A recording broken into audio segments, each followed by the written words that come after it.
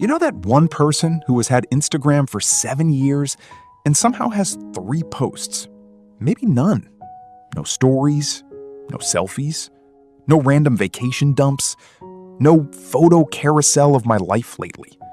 You click their profile and it feels abandoned. Like they created the account under pressure and then immediately disappeared. And what's strange is, they're not necessarily antisocial. They go out, they have friends. Sometimes they're funny in real life. Sometimes they're incredibly attractive. Sometimes they're living genuinely interesting lives. And yet, they refuse to let the internet witness any of it. Meanwhile, someone else is posting their breakfast, gym mirror selfie, airport check-in, emotional breakdown, relationship anniversary, and their dog breathing. So what exactly separates these two people? Why do some people feel completely comfortable broadcasting themselves, while others feel deeply uncomfortable being seen online? And more importantly, why does posting a simple photo feel strangely vulnerable for some people? Because this goes much deeper than they're just private. And once you understand what's actually happening psychologically, you'll start noticing it everywhere. Let's start with something psychologists call self-presentation theory, a concept heavily studied by sociologist Erving Goffman. Goffman argued that social life often works like a performance. People manage impressions. They control how they're perceived. They adjust behavior depending on who's watching. Social media took that normal human behavior and put it on steroids. Now your audience isn't 5 people in a room. It's classmates, coworkers, exes, family members, strangers, people you haven't spoken to in 6 years. And somehow they all exist in the same audience. That creates something psychologists call context collapse, and it quietly makes posting feel exhausting. Because who exactly are you posting for? Your close friends? Your future employer? Your relatives? Your ex? That random person from high school? your brain starts calculating every possible interpretation. Is this cringe? Do I look desperate? Am I posting too much? Why did they view but not like? Should I delete this? For some people, that mental load becomes unbearable. So they choose the safer option. Silence. No post. No judgment. No exposure. But that's only one layer. And this is where it gets more personal. Think about childhood for a second. What happened when you expressed yourself? Were you celebrated? Ignored? Mocked? Criticized?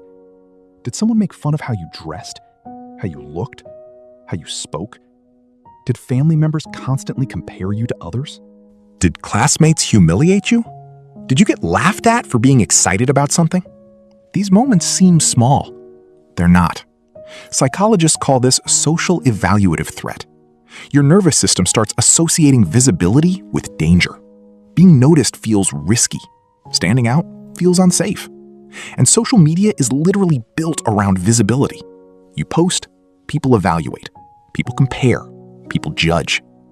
For someone with unresolved social shame, that feels like voluntarily stepping onto a stage just to be criticized. So they stay invisible. And the weird part? They often tell themselves they just don't care. Sometimes that's true. Sometimes it's complete self-protection. And here's where things get even more interesting. Research around social comparison theory from psychologist Leon Festinger helps explain another group. These people don't avoid posting because they fear judgment. They avoid posting because social media feels deeply fake. They hate performative behavior. They hate pretending. They hate curated happiness. They hate watching people manufacture lifestyles. And if they can't be fully authentic, they'd rather post nothing. These are often the people who disappear online but feel incredibly present in real life. They'd rather have one deep conversation than 400 story views. And honestly, that's not dysfunction. That's preference. But this video would be dishonest if we stopped there, because there's a darker version of this, and a lot of people watching this are going to recognize themselves here. Some people don't post because being unseen feels safer. But others, they don't post because they're deeply afraid of evidence of where they are in life. evidence of what they look like, evidence of who they're dating, evidence of whether they're succeeding. Because posting creates comparison, and comparison can expose insecurities they work very hard to avoid. If they post a vacation, someone might have a better vacation. If they post a relationship, someone might have a happier one. If they post a selfie, someone prettier exists. If they post success, someone richer exists. So they opt out entirely. Not because they're above social media, because comparison feels unbearable. And there's another type people rarely talk about. This one surprises people. Some individuals stop posting after betrayal, a breakup, friendship fallout, public embarrassment, online bullying. Someone weaponized their vulnerability once, and now they share nothing. Not because they have nothing worth sharing. Their nervous system just remembers what exposure cost them. And then there's arguably the healthiest group of all. These people simply built their self-worth offline. Their best memories are not performances. They don't need digital proof they had fun. They don't need strangers validating their existence. They can enjoy dinner without photographing it. They can travel without documenting every second. They can fall in love without announcing it. And in a world addicted to visibility, that level of detachment feels almost suspicious. But it might actually be freedom, real freedom, to experience your life without constantly packaging it for consumption. And if you're realizing your silence online comes from fear, that can change. Slowly.